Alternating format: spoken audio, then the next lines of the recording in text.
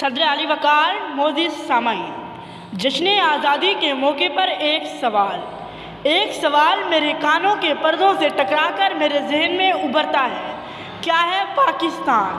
تو جواب آیا کہ پاک لوگوں کی پاک سرزمین ہے پاکستان، شہیدوں کے لہو سے سینچا ہوا ملک پاکستان، اقبال کا خواب قائد کی محنت کا ثمر ہے پاکستان، پنجاب، خیبر پختون، بلوچستان، سندھ اور کشمیر جیسے پھولوں کا گلدستہ ہے پاکستان، زمین کا ٹکڑا نہیں، نقشہ نہیں، نظریہ ہے پاکستان۔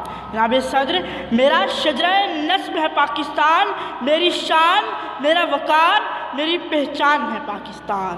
جناب والا، یہ وہ پاکستان ہے جہاں ملک پر مر مٹنے والے پاکستانی رہتے ہیں۔ آج میں ان تمام لوگوں سے مخاطب ہوں جو میرے ملک کو میری نگاہ سے دیکھتے ہیں۔